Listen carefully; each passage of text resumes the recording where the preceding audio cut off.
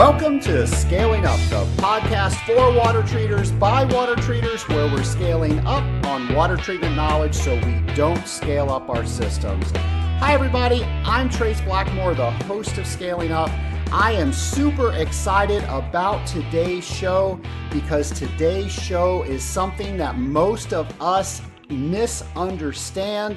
We don't know how to talk to our customers about it, and we simply don't know what the right information is and where to go find it. We're talking about the L word today. Yes, I said it, the L word. I'm even going to say the real word, Legionella. Today's show is all about Legionella. We're going to get to the bottom of what Legionella is, what we need to know about it, how we explain it to our customers, and how we get everybody working together towards a common goal. The reason I call it the L word, and the reason this show is entitled the L word, is because I think the story where I got the L word really explains the entire issue and why we're talking about it today.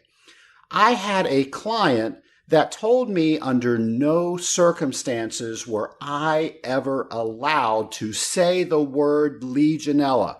In her building, I had to say the L word.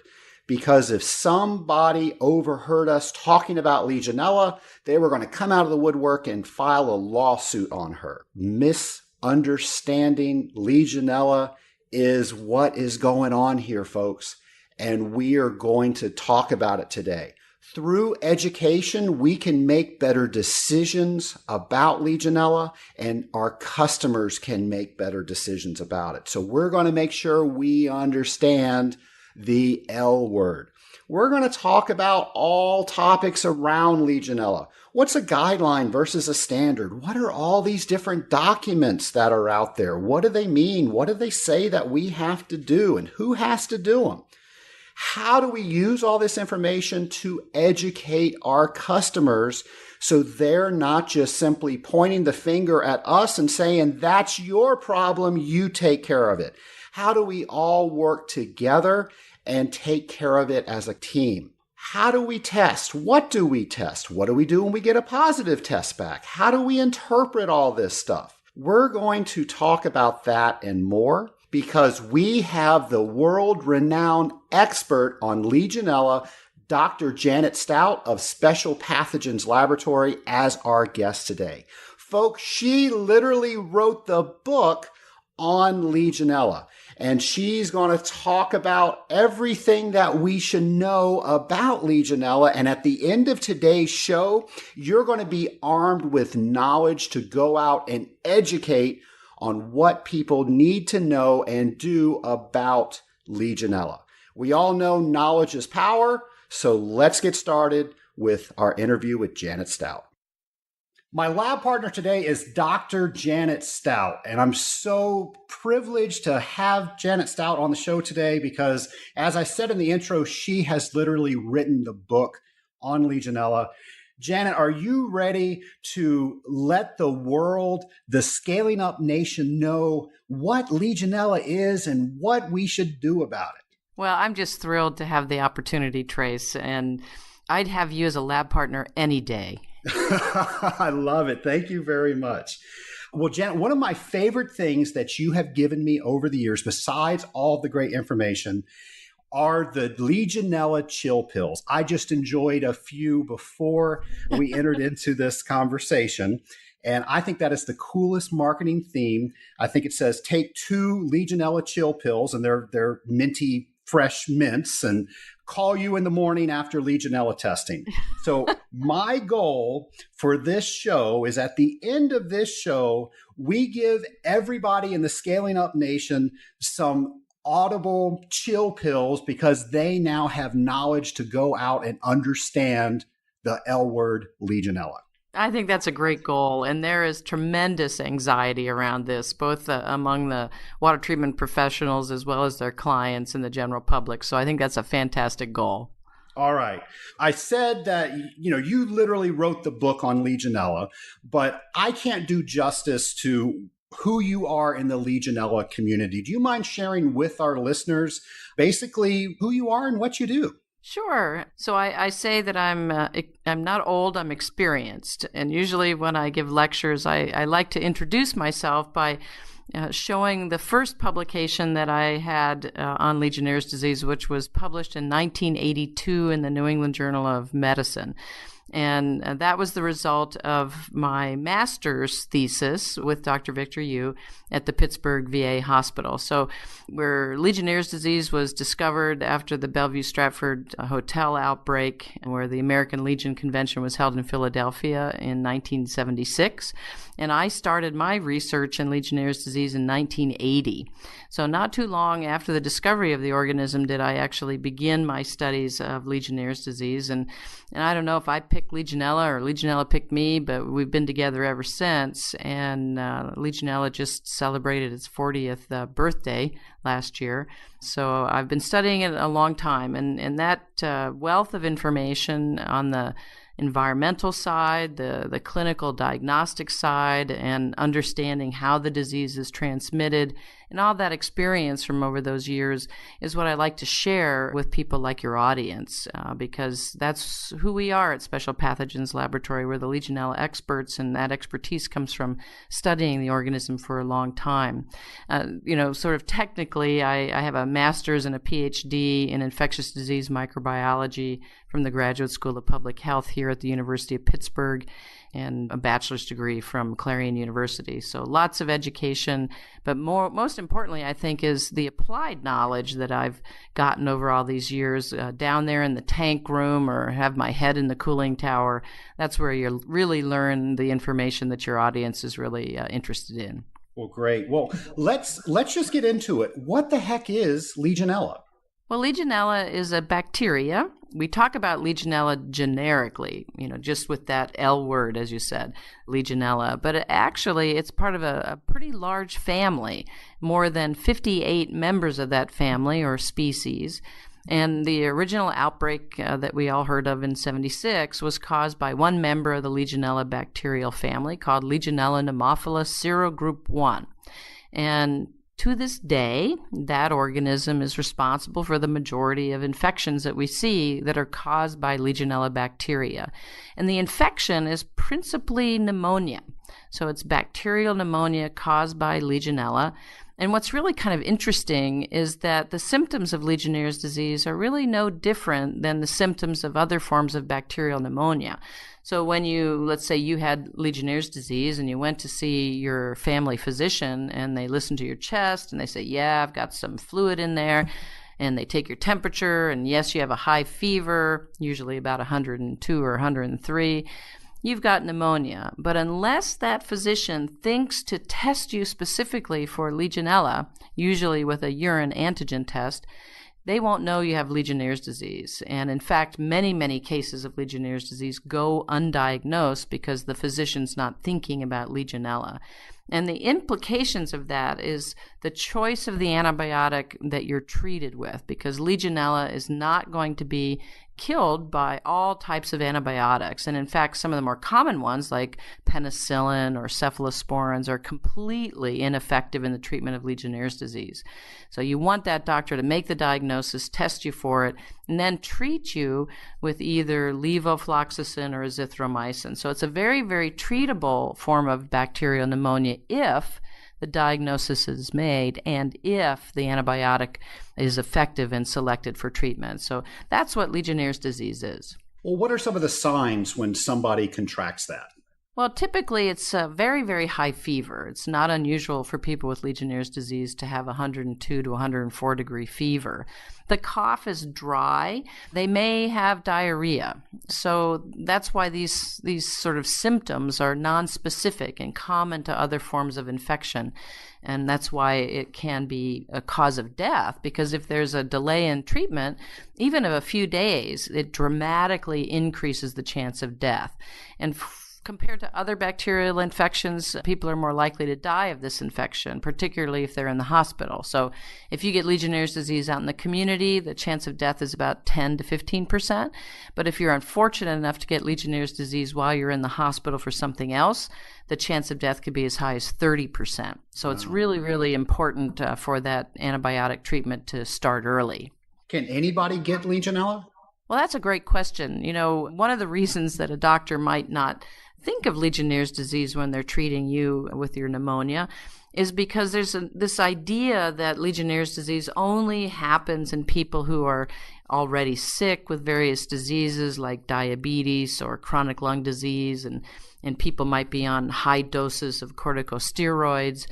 So there's kind of a preconceived notion that only sick people get Legionnaire's disease, but our studies and others have shown that about 25% of the cases of Legionnaire's disease have none of those risk factors. They're not a smoker, they don't have diabetes, they don't have chronic lung disease, they're not a transplant recipient or otherwise immunocompromised. So there's a wide spectrum of individuals that get Legionnaire's disease.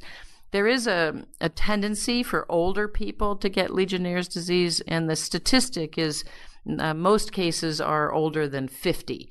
And I sort of took umbrage with that because I don't think 50 is that old. What do you think, Trace? I'm getting close, so I agree. So what can a water treater do about this? Well, historically, the water treatment professional has only been asked to address general microbial fouling in a cooling tower. And they've attacked the cooling tower and the biocide program with that purpose in mind. And their clients have really only asked them to do that, to improve heat exchange and efficiency. So their clients, the water treaters' clients, have not historically been asking them to provide a Legionella control and management program. But that is changing, and there are a number of standards and other requirements now that make the client really be required in some instances to address Legionella in the cooling tower. So I think an important role of the water treatment professional is to make those clients aware of those new requirements and to gently encourage them to follow them. And I think most people, when they understand the exposure they have, and I mean exposure in two ways. One, exposing themselves or their patients or their workers to the risk of Legionella in a cooling tower or water distribution system. But I also mean exposure to litigation. So in some ways, that's the other L word that's applicable here, litigation. Legionnaire's disease is highly litigated, lots of lawsuits. So the chance if something happens that the person will be sued is very, very high. And I find, sadly, sometimes that's a bigger motivator than public health. So I think the water treater, in addition to applying water treatment that's an effective program for overall microbial control as well as Legionella, their role is really education. Well, I know that the conversation between the water treater and the end user, building owner, manager, what have you, it could be better in most cases. And it's probably not said in the best way that it could because nobody really knows what to inform the other party to do. In fact, I actually received a bid specification a couple of weeks ago, and it said that in order to comply with the specification, the water treater had to bring the entire building in compliance with ANSI ASHRAE 188 2015 or higher. So I think that just goes to show how, the clients as well as the water treaters truly don't understand what these documents are that state what we're supposed to do and how to deal with them. And I say water treaters didn't understand that because I know water treaters actually bid on that, not knowing what they were asking for. So I have a couple of questions built around that setup. One, what should we be saying in that conversation with that owner or manager? And then how do we lead that in to the guidelines and standards that we have available to us today? Well, those are great questions. I think what you say to the owner is things have changed dramatically in terms of industry standard for management of building water systems. And that's both the potable water distribution system within the building, as well as the utility water, which is generally speaking the cooling tower. And what they need to understand about Standard 188, which came out in June of 2015, And that's the title of that standard is Legionellosis Risk Management for Building Water Systems. So it's not just cooling towers, as that bid specification indicated. It's both potable and utility water systems. And so what you want to be telling the end user is that the standard is very specific about the overall approach to implementing that risk management plan. And the responsible party for doing that assessment and implementing that plan is the building owner. And there are various steps in complying with Standard 188. And the first is really doing a survey of the building water systems. Do you have cooling towers? And if you do have cooling towers, that checks a box that you need to have a risk management plan for the cooling tower. Do you have a building that houses at-risk individuals, for example, a medical center? That means check that box. You need to have a risk management plan for the building, both the potable water and the cooling tower, because both of those present risks to the building occupants. So I think it's really important to make clear who is responsible. And I think for the water treatment professional to convey that either they or in partnership with others can provide what is necessary to meet those new industry standards. I mentioned that it came out in June of 2015, and there's been kind of a slow adoption, and in part because it's a voluntary standard, so that's not yet been adopted into code, except in regulations in New York City and New York State. Because of the Bronx outbreak, which implicated a cooling tower and affected approximately 130 individuals, and there were a number of deaths, the outcome of that was regulations for the state of New York and the city of New York. So if any of your listeners are in New York, they should pay particular attention, because New York is the first to have a law, a regulation that requires the building owner to do some very, very specific things.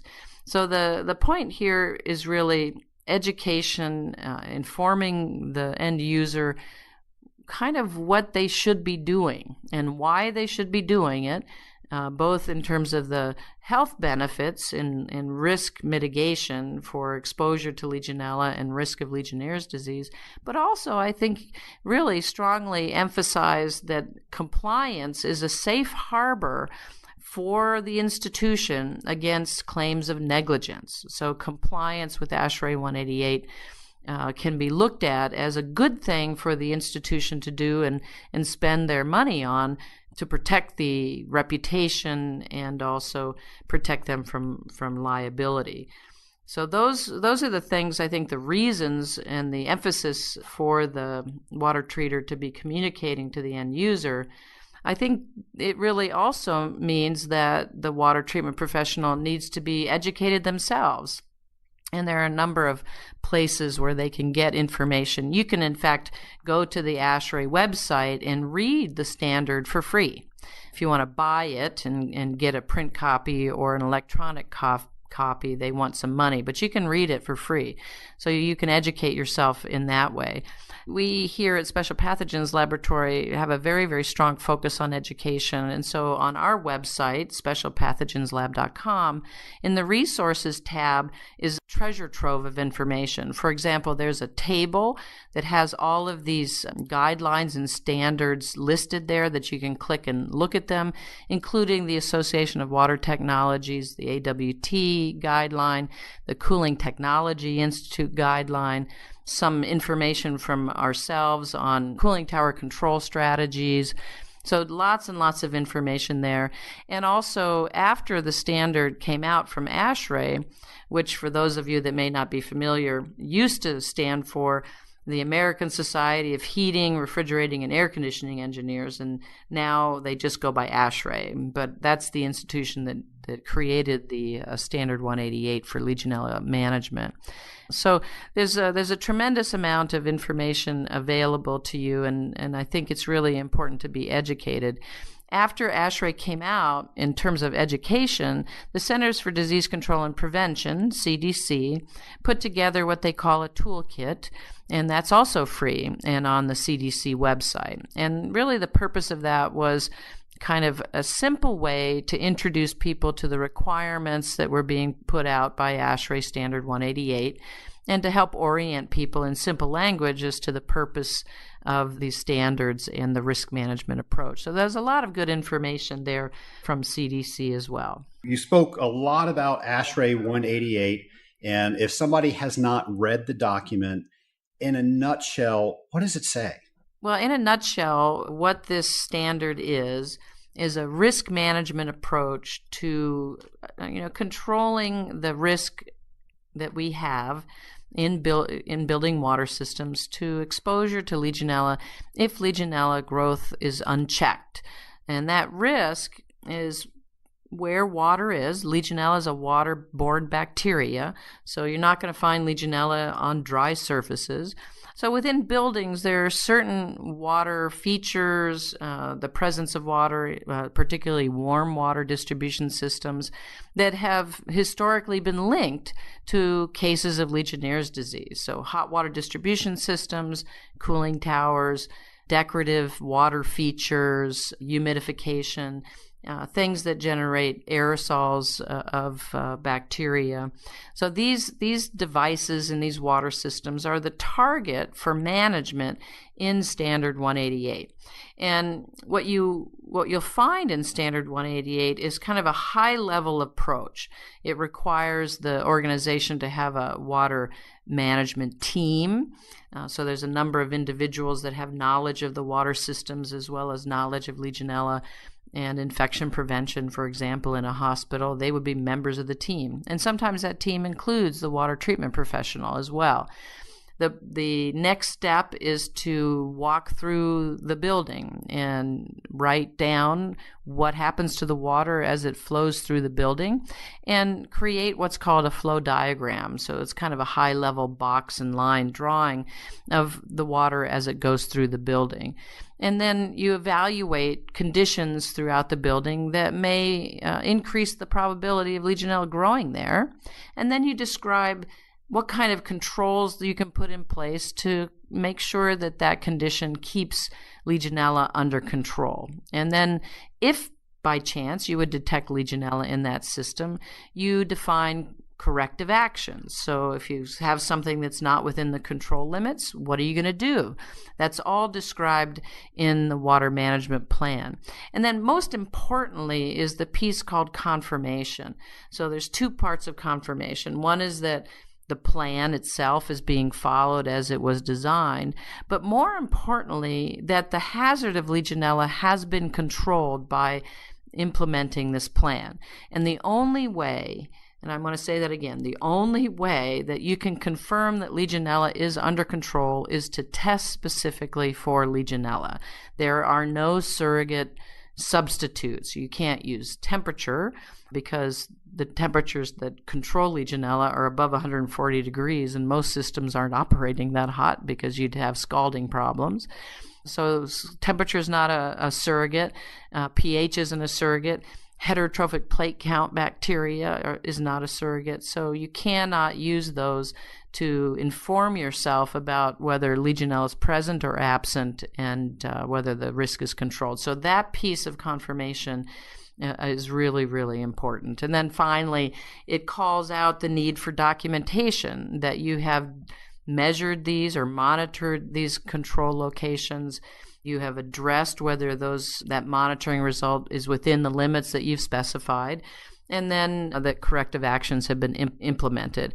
And I think what the listeners should really kind of get a feel for is that there's a lot of freedom within Standard 188 for you and the end user to make lots of decisions. Like, for example, the water management team decides where they're going to test for Legionella, how often they're going to test, and in fact, whether they're going to test. There's no requirement in Standard 188 to test for Legionella, but you will find within the standard kind of a little bit of a warning. Like, if these conditions exist, you probably really should be testing for Legionella. And the reason there's no "you shall test for Legionella" in Standard 188 is It was a big committee, about 30 people, and getting consensus around a contentious issue like that is very difficult. But certainly I would recommend it for the reasons that I've already stated. So the good news, I say, is that there's a lot of freedom for the people developing this water management plan for the facility. So you get to make lots of decisions. And then I say the bad news is you get to make lots of decisions. So there's a tremendous amount of responsibility there. In part, I think that's why there's a team. Nobody wants that hot potato all to themselves. Now, for some reason, even after all of that, people just latch on to the cooling tower portion of that. Why is that? That's a great point. After all these years, my take on that is that managing bacteria, Legionella, in a cooling tower is easier. And it's easier in two ways. So you've got this cooling tower basin of water, and you can just add more chemical or add a different biocide. And there aren't a lot of restrictions on how much you can add. So you can do a pretty good job of controlling Legionella in that confined space of the basin. When you're talking about a water distribution system, there are a lot of rules about what you can put in the water to control bacteria and how much. And the organization making those rules is the Environmental Protection Agency. They have maximum levels of biocides that are allowable, and that is described in the Safe Drinking Water Act. So it's a little bit, because there are so many rules about that, it's more complicated. And then it's also more expensive. So, for example, if a hospital tests for Legionella, finds Legionella pneumophilus serogroup 1 in their water, either hopefully before there is a case. We want people to be proactive and monitor before cases occur, or unfortunately after an outbreak occurs. Well, then what's called secondary disinfection. These are systems that are placed on primarily the hot water is my preference, because I prefer not to add a lot of chemical to the drinking water.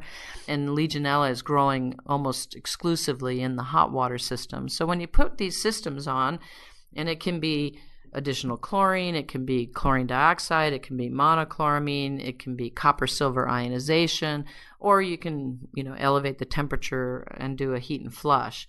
These systems of additional chemical injection are not inexpensive.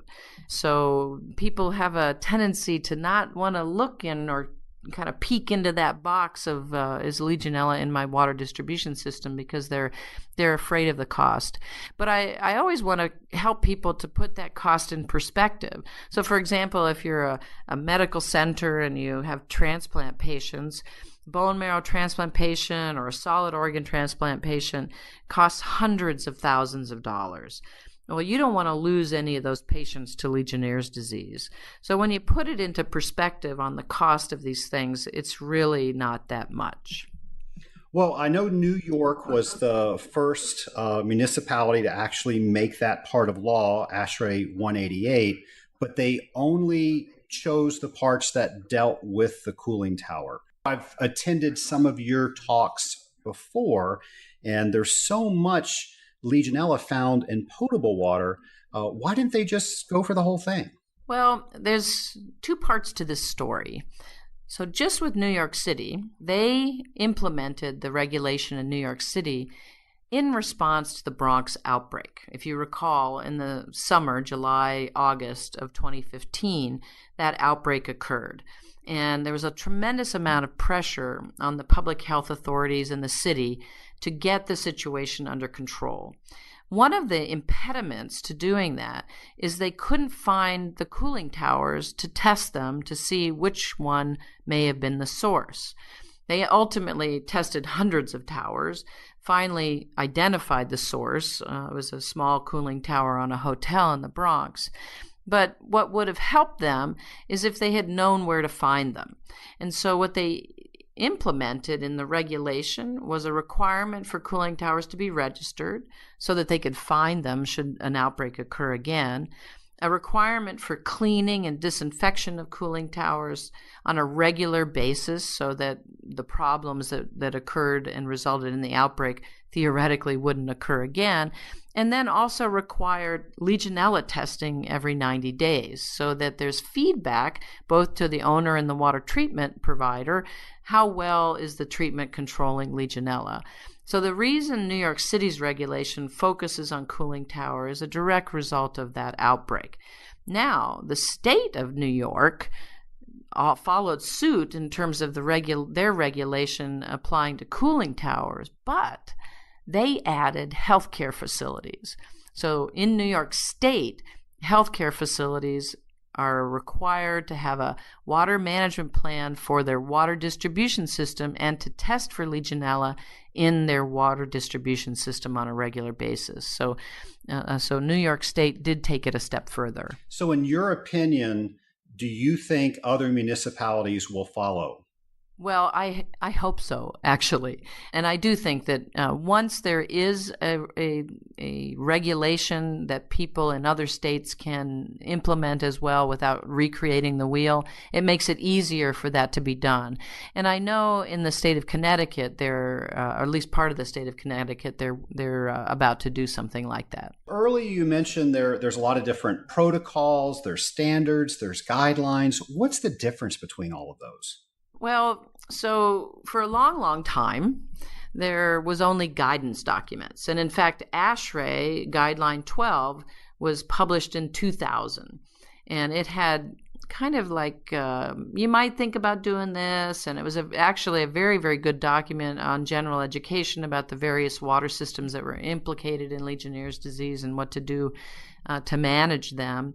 But it was a guideline. And in fact, next week, all of us on the Standard Committee are going to put the final touches, I think, on an update to Guideline 12. So that's a coming attractions kind of commercial for ASHRAE on Guideline 12.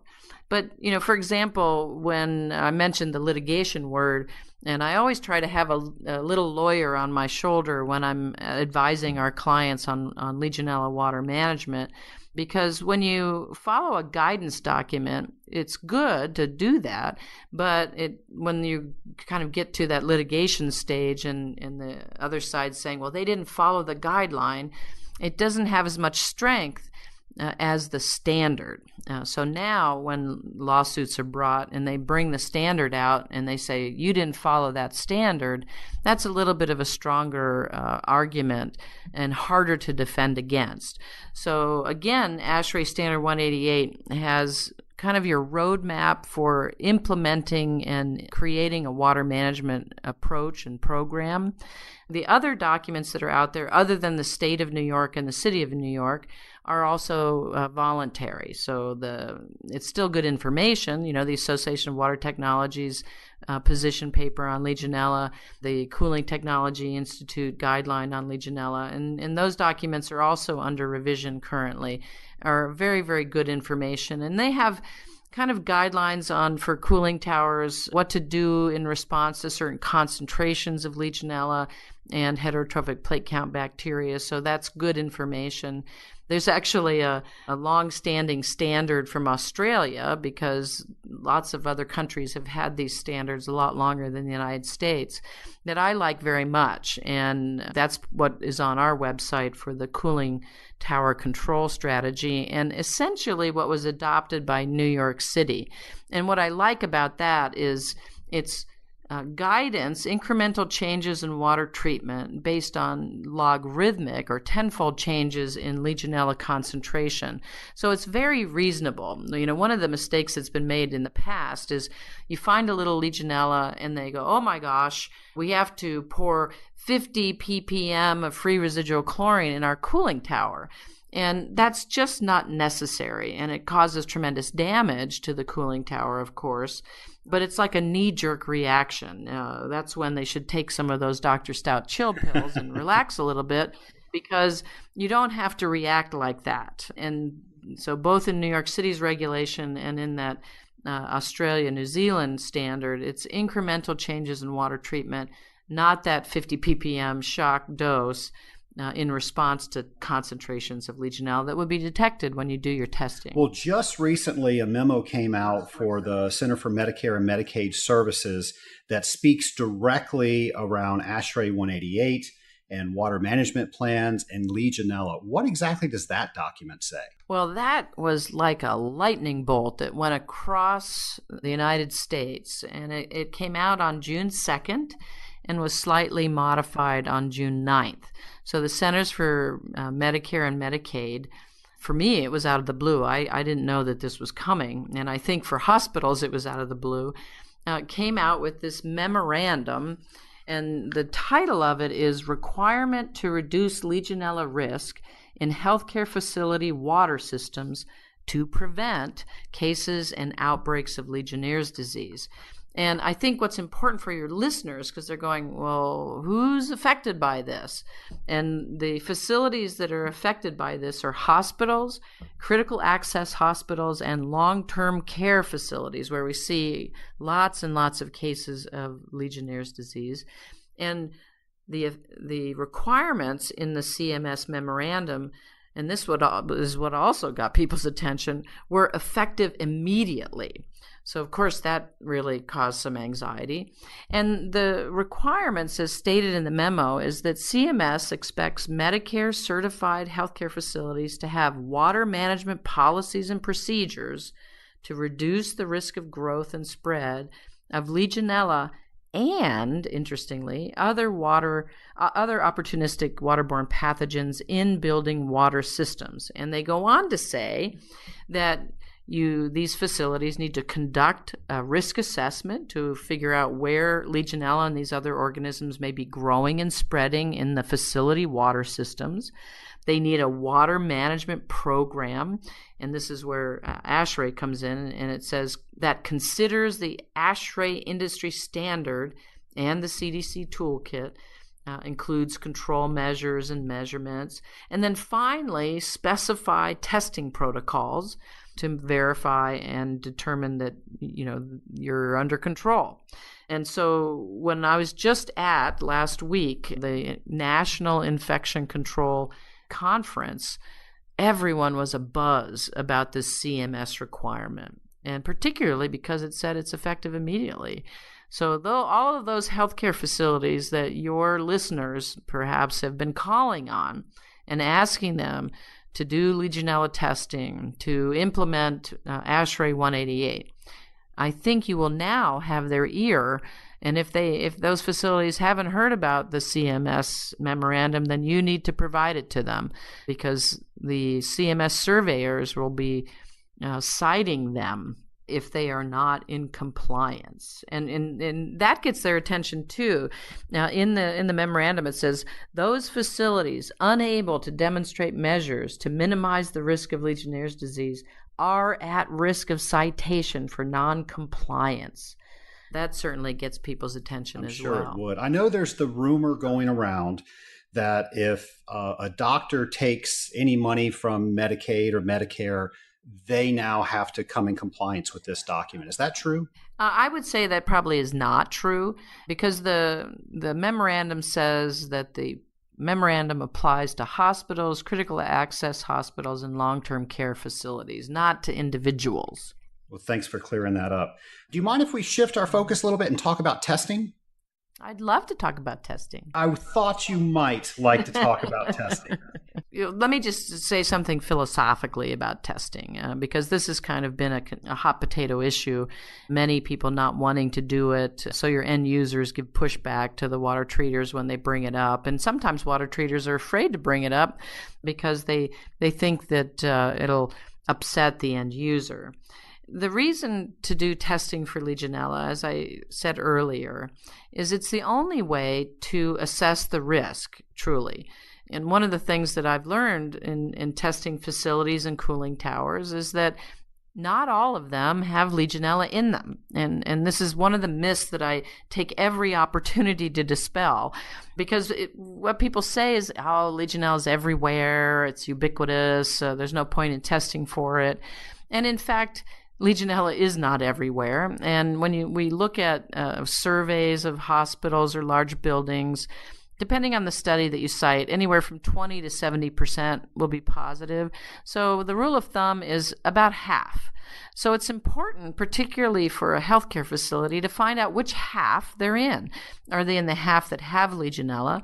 And then also, as important, is what kind of Legionella is in the water, because not all Legionella are equal in terms of their ability to cause illness. We talked earlier about Legionella pneumophila serogroup 1 being the primary disease-causing agent. So that's the one that the majority, 80% of cases, are caused by Legionella pneumophila serogroup 1. So that's the one we're most concerned about. And when you test a hospital water distribution system, you get information right away that has an implication for the physicians in the facility. Because if you don't have serogroup 1 in the water, that urine test is not going to be any good at detecting hospital-acquired Legionnaire's disease, because that test is specific for Legionella pneumophila serogroup 1. So if you have serogroup 6 and they're using that urine antigen test, they're going to completely miss those cases. So there's an immediate benefit to the hospital for doing that testing of their warm water distribution system. And then similarly with cooling towers, only about 30 to 50% are positive for Legionella. And knowing that information, and generally speaking for a tower that's operating year-round, it would be a quarterly test. And you want to get that test done because it gives you feedback about whether or not the biocide program needs to be adjusted, a little bit higher dose or greater frequency. And as you very, very well know, the operation of a cooling tower is very different depending on the time of year. So during the high heat loads in the peak of the summer, the amount of biocide and the frequency of addition that was good back in April or May may not be good enough in the beginning of August. So you need that feedback to make that adjustment. So, Legionella is not everywhere, but you learn really, really good information about risk of disease and about how to treat the water by doing that testing. Well, let me play a couple of scenarios out with you. So I'm a water treater. I convince my customer to do Legionella testing and a positive comes back. What do I do now? Don't panic. And there's another opportunity for those chill pills again. That's the common theme through the show. Yes, yeah. So one of the advantages and ways to manage the anxiety, the advantage of the water management plan or program, is that you define what the corrective actions are going to be should you find Legionella. So that's usually broken down into kind of, as I mentioned before, logarithmic. So 10, 100, 1,000 Legionella per milliliter, and the corrective actions when you have those results. So the water management plan really helps mitigate the anxiety because people know what to do when that occurs. The most important thing is that, we're not trying to have, well, maybe there's a goal to have, a non-detect for Legionella, but in my experience, it's virtually impossible. So you're going to have a positive. So you might as well have that conversation with the end user right away. And I think it's important to have those conversations before the testing is done to kind of adjust expectations. So you talk about what could happen. There might be a positive. It doesn't mean that it's the fault of the water treater. It just means that adjustments to the program need to be made. And the results of that test help you to know what those adjustments need to be. So letting the client know, the end user know that having a positive is going to happen. You have a plan to address that, and that it's not a reflection on the poor water treatment. It's just the dynamics change, and so you need that feedback to help people to adjust those programs. So the goal here, whether it's ASHRAE 188 or if you're in New York and it's the regulation or CMS, is to prevent the disease. Our job in what we're doing here is to prevent Legionnaire's disease. That's our mission here at Special Pathogens. We call it END-LD. That's the goal, not to have zero Legionella from a water distribution system, because it's virtually impossible. So I'm having the conversation with one of my customers, and I convince them to do Legionella testing. I then have the conversation that, this could come back positive. So what are we going to do if it comes back positive between 1 and 100 and 100 and 1,000 and over 1,000? And they say, I have no idea. I don't have that plan. Now what do we do?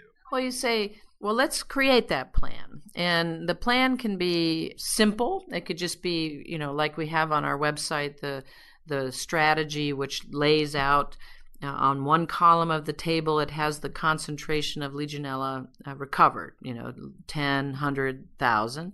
And in the other column, it says what to do. If it's less than 10, just carry on. If it's higher, adjust the concentration of the biocide, either the dose or the frequency. If it's higher, then you do a more aggressive disinfection protocol. So the information is there in terms of a simple kind of what do we do to react to a positive. And then the other thing you can say, well, ASHRAE Standard 188, although it's a voluntary standard, requires a water management plan to be developed to address the risk in the cooling tower. And I'm happy to help you to devise that plan, either you, the water treater on your own, or in consultation with other experts. We do that all the time. We offer our expertise to the water treatment professional to help them deliver that service to their clients. So it sounds complicated, and it certainly, I understand, can be anxiety provoking.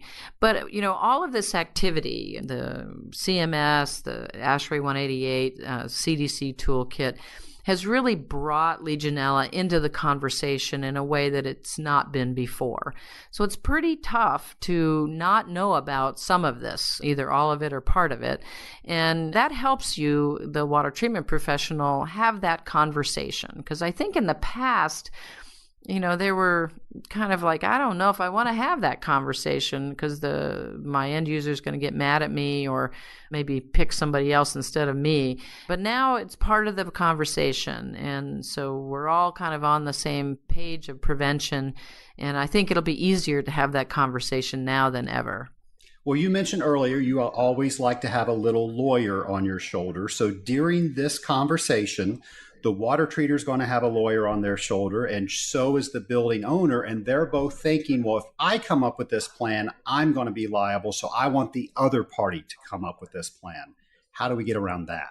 Well, let me ask you just to clarify that. What do you mean the other party? You mean like the end user is going to say, I don't want to do it, you do it? Yes, and that's what I've heard people say. Okay. Well, ASHRAE Standard 188 makes the building owner responsible. And so that means it's not the water treatment professional that's responsible for developing and having the plan and implementing the plan. But you certainly can help with that, and you can certainly be part of the water management team. So the owner and your end user, can't put that on someone else, but you can help them to accomplish that. So I think they have to sort of accept that this is their responsibility, but it's not on them entirely in the sense of getting the job done. So you can tell them, you can do this yourself, you can create your plan yourself, or you can put it on someone else's plate to help develop that plan, but ultimately they have to approve the plan. So it's perfectly acceptable for the water treater, or like we do water management plans and risk assessments for facilities all the time, but then we give it back to them and they have to approve it. And it's very collaborative. We collaborate with the water treatment provider and the end user to develop the best plan possible and one that works for them. And again, with Standard 188, there's lots of room for the end user and their facility to design that plan specifically and tailored to them. And the decisions that they make, of course, need to be what we call evidence-based. There's information upon which those decisions are made, and that you can produce that information if asked. So, they don't have to feel afraid or overburdened by this process. There are many of us, including yourself, that are willing to help them with that compliance piece. I think 1,500 people just took a chill pill on that. I think that that calmed a lot of people. You shared a lot of insight around probably the biggest misconception around probably the second L word, which is the litigation. So with testing, what is the procedure on the collection part of the test? Well, that's a great technical question, and people make mistakes around this all the time. So it's not hard. You take the bottle. The thing to do, and this may feel uncomfortable for some people, but what you're asking in doing this testing is the water treatment program controlling Legionella? So what you want to do is take the sample away from the point of injection of the biocide. And if it's an intermittent application, you do it right before the next application of the biocide. So essentially, it's kind of like the worst case scenario across the basin and away from the point of injection of the biocide and right before the next dose. That will tell you, is the biocide application, the frequency of addition, adequate to control Legionella even at that point in time. And then you fill the bottle, you put it in the box. We provide a thermal pouch, and the box, you ship it back next day delivery. You don't have to have ice or a cold pack for Legionella testing because Legionella is a slow-growing organism. And the reason for the overnight is you don't want to take too long to get that to the laboratory because these other organisms that are in the water will start to grow after several days, making it a little challenge for us to isolate Legionella in the laboratory. So it's a pretty simple, straightforward procedure. In the bottle, there's a neutralizer, sodium thiosulfate. If you were using an oxidizing biocide, the purpose of that is to neutralize that oxidizer so that it doesn't continue to act on the organisms in the specimen in transport. So doesn't that sound pretty simple? It does when you say it. And I think a lot of people might not have thought about, does it really matter when I take my sample in reference to when the biocide's coming on? So that's a great point. Well, now we ship it off, you get it, or another lab gets it. So does every lab do it the exact same way? No, they don't. And this is always a big surprise to people, and particularly water treatment professionals, because they're used to chemistry. And, for example, you might take a sample and test it for a metal. And there's one method for testing metal, and you should get the same answer every single time, no matter how you do it and what lab's doing it. In the case of Legionella culture, there is variation among laboratories on how they do Legionella culture. And for a long, long time, there really was no what's called proficiency testing, meaning there's an external body that sends you a control sample and sends that out to all these different laboratories to see if, in fact, they're capable of growing Legionella if Legionella is there. Now, the CDC implemented what's called the ELITE program a number of years ago, and that stands for Environmental Legionella Isolation Techniques Evaluation. Thank goodness for acronyms sometimes. Yes, that's what it stands for. And really the purpose of that was to gather information about how laboratories were doing in terms of laboratory isolation. So it wasn't really a true proficiency program in that essentially everybody that participated ended up being certified. So it was not a good measuring stick to differentiate the capabilities of the laboratory. There is another proficiency program, which is an international one through Public Health England, which is more rigorous. We at Special Pathogens Laboratory participate in both.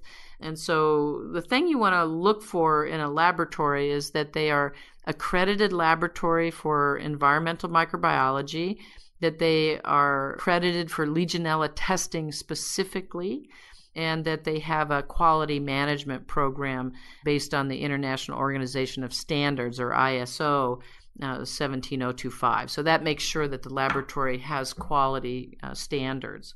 So there, like if you mentioned a bid spec earlier, if I was going to make a bid spec, that's what I would include. And the reason that they are different is that there are different combinations of media and additives to the culture media that help to inhibit other bacteria and allow Legionella to grow. Now, for example, we developed our own media early on in our experience that is very good. It has dyes to differentiate certain species of Legionella. It has antibiotics, polymyxin B, anisomycin, and glycine, all intended to inhibit the other bacteria and allow Legionella to grow. And so there are different combinations of media. There's also different combinations of pretreatment. Some laboratories don't do the pretreatment, and they'll give you a negative result. You would never be the wiser. But all of these steps, the antibiotic-containing media, the pretreatment with acid or heat, are necessary in order to get the truest and best result. And we do all of that here. And then the other piece is, how is Legionella identified? The definitive identification is with something called the direct fluorescent antibody test, which is specific to different serogroups and species. The presumptive identification is done with what's called a slide agglutination, and that's where you get just, is this Legionella pneumophila or is it some other species? So that's an incomplete identification. Many labs will stop there and, charge you less for an incomplete identification.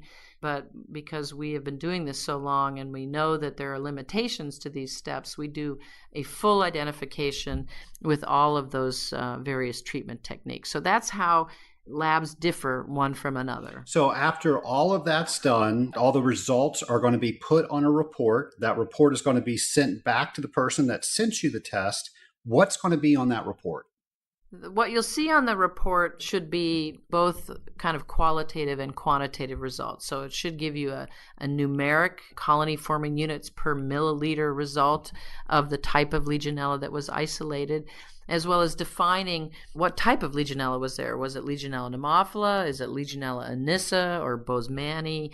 What was isolated? So you should get both the identification of the specific organisms in that sample as well as a quantitative estimate of the concentration of the organisms. All right, so let's go back to our scenario that we were talking about with our explanation and conversation with our customer. And we get a result back, and it's in a range that we've already specified that we were going to make a change to the biocide program. We do that. We take another sample, we send it back, and it went up. What the heck's going on there? That does happen, and it causes great consternation, both on the part of the water treatment professional as well as the end user. That's a great word, by the way. Consternation, yeah. Well, what can happen is, in response to the first result, a high dose of oxidizing biocide is applied. And as most water treatment professionals know, that can lift off the biofilm, the scum and debris from the bottom, and kind of stir things up. And then when you have a certain amount of the oxidant in there, it can't really overcome all of that organic material, even though you've got a certain level there. So you've stirred it all up, you take another sample, and it's higher. So sometimes it takes multiple applications of that high dose of oxidant in order to control it, if it's a pretty, fouled system. What would you recommend the next step be with that scenario? Depending on the concentration that was isolated. So let's just say you started out with 100 and now you're over 1,000. Well, in that cooling tower control strategy, when it's over 1,000, it's a more aggressive, a higher dose application of the oxidant and for longer. So it's very clearly spelled out there. All right. And we're talking about biocide. So are there more recognized biocides than others for controlling the growth of Legionella bacteria? There are, and oftentimes I use the analogy of the antibiotic that I talked to you about earlier. And this was really driven home to me in an early outbreak that I was part of, an investigation, where I was on site at this industrial site. We're going up to the roof, to the cooling tower on the roof, and there's these drums of chemical, nice pumps and ORP and all of these things that are there. And I'm thinking to myself, this is a really well-managed cooling tower. It's probably not a problem. And then I open the latch and I look inside, and it's crystal clear. it would be the poster child of a quote unquote well-maintained cooling tower. Well, when I took a sample of that water, it was over 3,000 colony-forming units of Legionella pneumophilus serogroup 1 and was the source of the outbreak. So what I learned was that they were using biocides that were intended to control algae, like carbamate, and not oxidants like bromine or chlorine or combinations thereof. So it's really important that the biocide selection have efficacy against Legionella. So you often hear people talking about dual biocides, using an oxidant and a non-oxidizing biocide. And that usually works pretty well, the non-oxidizers being glutaraldehyde and isothiazoline in combination and alternating with the oxidant. The one caveat that I would share in using bromine, which is commonly used, one of the things that happens sometimes is the dose is not high enough. So, for example, you might have good efficacy at a 0.5 part per million of free chlorine, but you need higher doses of bromine to get the same effect. And we learned that in some of the experiments that we had done here and at the University of Pittsburgh when comparing the efficacy of various biocides against Legionella. So one of the mistakes that gets made is assuming that 0.5 part per million of bromine is going to be effective. And so that's another reason to test periodically for Legionella, just to confirm that. Is there a document that actually states, what's better than other and what dosage rates they should be applied at? I'm not aware of one particular document. There's lots of information that's been published, but that's actually a good idea. I don't know if that is under consideration at AWT or CTI, but that would be a really good suggestion. It makes it easy for people to see typical dosing patterns. And I think that the tricky part is having evidence of the efficacy of those programs. Let's do a recap. You're looking at a water treatment company, you're doing a survey, they're doing everything right. What are they doing? With respect to a cooling tower? Sure. Well, just as we said, using biocides with known efficacy against Legionella. One of the things I think that's important for a water treater to emphasize to the end user is that, sometimes that means possibly a more expensive biocide or a more frequent addition. And that's where the periodic testing for Legionella helps demonstrate that the program is working effectively and provides evidence of that water management. So I think ideally, and certainly in the context of CMS and ASHRAE, you want to have a water management program around the cooling tower that defines these things. So that's something that's going to be new to most of the end users. What you want to have is that adequate biocide program with documented evidence of efficacy. Now, the one thing I did want to touch on I'm reminded of in talking about this BEST program is the use of heterotrophic plate count as a monitor of the efficacy of the biocide, either HPC or ATP. People sometimes think that you can use that result to predict the presence or absence of Legionella, and our studies and others have shown that not to be true. But it doesn't mean you don't keep using that, because that's a good measure of how well the biocide is doing in general against the bacteria that are detected by the HPC test. So you want to continue to use that as sort of your kind of high-level measure of efficacy, but don't rely entirely on that with respect to knowing whether Legionella is controlled or not. So you want to be doing both of those on a regular basis. And the other thing I might encourage water treatment professionals to do is involve the end user, or try to anyway, in between those service calls. So most water treatment professionals are on site once a month. And one of the things that I like to see and put into our water management programs is that the user manually check the oxidant level in between those service visits. There's nothing like the human element of gathering data and getting feedback to help them understand the value of this information and what, it's not just an air conditioning system. They're actually preventing disease. And the more that they can work with you and together, the more important I think they see what you, the water treaters, are doing. Well, Jenna, let me ask, if we're testing for chlorine, do we test for free? Do we test for total? And what should those numbers be? Well, so you're the water treater and chemist, and so you're setting me up for a question I think you know the answer to, but you want to be looking at free residual chlorine or free oxidant because that tells you that you've got enough to kill. Now, measuring total, because these oxidants can combine with things, is not going to give you as much good information about the biocide activity as the free residual will. And actually, that's a mistake, too, that's made by just testing for total. You can kind of be lulled into complacency by thinking you're good when, in fact, you don't have active free residual available for killing. So I think you want to be looking for free, and you want to be doing it frequently enough for that information to be of use. And obviously, we'd all like to see automatic dosing and ORP monitoring at all of the installations, but that's not possible. So sometimes those manual checks are very valuable. Well, let me further that question. So let's say we do have ORP feed and it's constantly being fed in.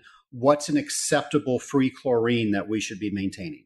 I think an acceptable free chlorine, when chlorine is the biocide, people have had success at 0.5 or higher. You don't, that's that fine line you're walking, corrosion control versus biocidal activity. But there's lots of those anti-corrosives now that are stable in the presence of higher doses of free chlorine. And so I think if you can bump that up a little bit above a half a part per million, you'd be well served. Okay, now what about a system where we don't have the luxury of ORP and we've got to slug that in every so often? One, how often should it be slugged in, and what should the residual be once it's in there? Well, with manual addition or slug dosing, it's a little trickier because what you're trying to achieve is a certain residual for a sufficient amount of time to keep things under control.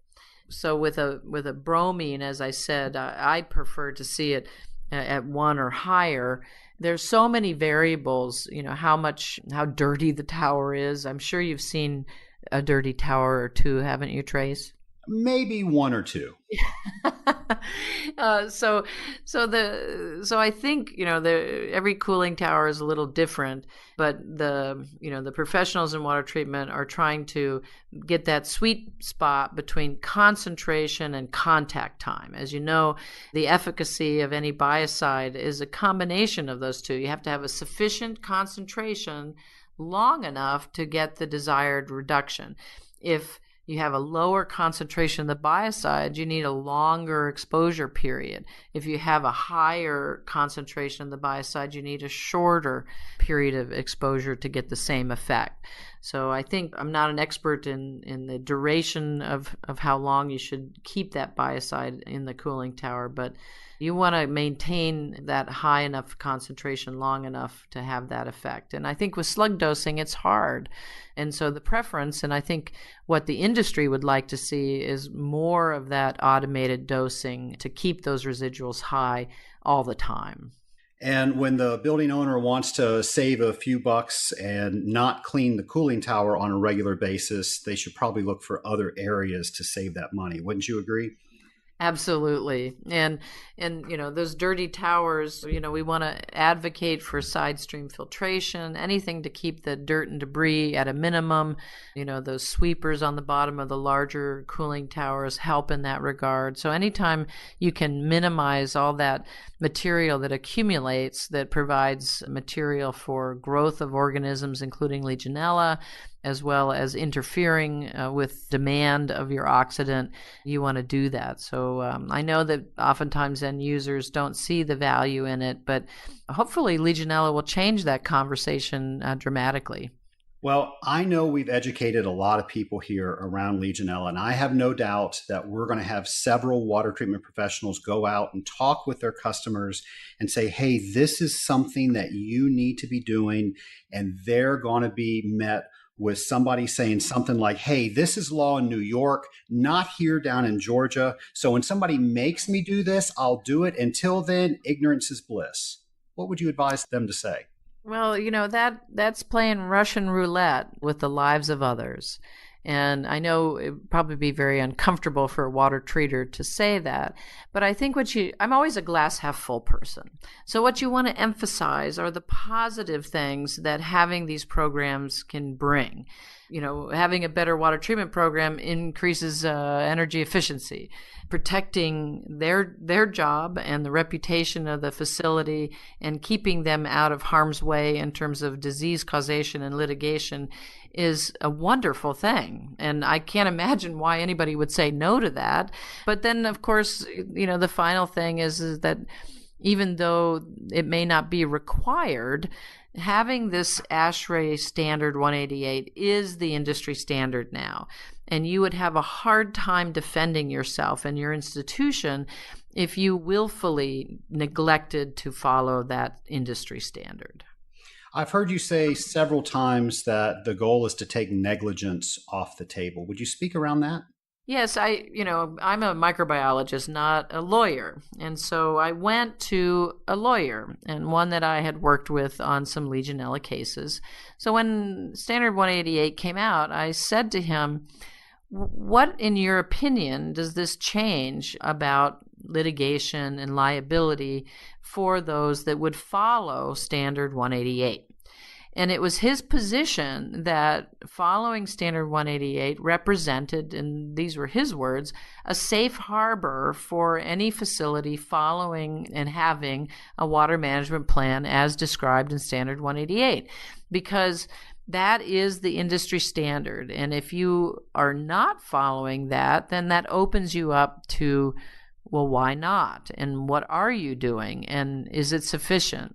And so another caveat here is it's a safe harbor if you follow your plan. So it's very, very important that when you walk down this path with your end user to develop the water management plan, that you make sure that they follow the plan, because you can get yourself in a lot of hot water, legally speaking, whether it's a Legionella water management plan or another policy, that if you have the policy and you don't follow it. So you want to make sure that they understand that as they develop this plan, that they can do it. And so that's part of the give and take and the customization of the plan that Standard 188 allows the water management team to decide how they're going to mitigate this risk. The section in Standard 188 that deals specifically with cooling towers is pretty prescriptive, but the section on potable water, there's quite a wide berth there on how you can approach it, how frequently to monitor, what the endpoints are going to be. So you just want to make sure that you have the plan and that you follow the plan. On my show, I do a segment every now and then for my personal therapy called The Boiling Point.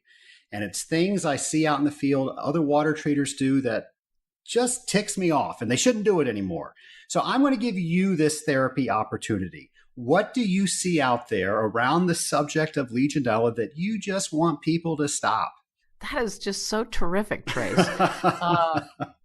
Well, the one thing that comes to my mind is that business about the heterotrophic plate count bacteria, or ATP test, as being sufficient to monitor the performance of the water treatment program, whether it's a cooling tower or a water distribution system. And I don't think the water treater is serving themselves or the end user very well in kind of letting the end user go along without testing for Legionella specifically. And I hope that there aren't any of your listeners that tell the end user that that's going to tell them whether Legionella is controlled or not, because it's while it satisfies the user because it's a inexpensive test compared to a Legionella test, it doesn't serve them well in the long run. And doesn't serve the water treater well either, because water treaters are getting sued with cases of Legionnaire's disease. And so you want to promote the best possible program. Let the end user refuse. And one of the things that some water treaters are doing is having a document that says, you have been informed and advised to test for Legionella and have declined that service. And they have the end user sign it. I think that's a wonderful thing to do. It helps protect the water treater, and it also helps the end user to understand the seriousness of what you're proposing. Well, Janet, is there anything we missed? What should we have talked about? I think we've covered an awful lot, Trace, and I think all of your listeners are thanking you for all of these programs that you have on scaling up. It sounds like a tremendous amount of practical knowledge gets conveyed. Thank you for doing it. Oh, it's absolutely a pleasure. And thank you for allowing me to have such wonderful guests. If somebody wanted to learn more, where can they go? Well, I would really love to give any one of your users some of my Dr. Stout's Legionella chill pills. And so all they have to do is email me at J as in Janet, Stout, STOUT, at specialpathogens with an S, lab.com, jstout at specialpathogenslab.com. I'd like to do that because sometimes having those chill pills helps begin that conversation with your end user in a humorous way, and kind of takes the edge off that conversation a little bit. And I'm certainly happy to answer any other questions that your listeners might have. Well, I will definitely put that information on my show notes page, and you have that treasure trove of information on just about everything that's ever been written as far as a standard guideline or recommendation on Legionella. So if it's okay with you, I'm going to link that as well. Now I'd be happy, and again, there's tremendous resources on our website, specialpathogenslab.com.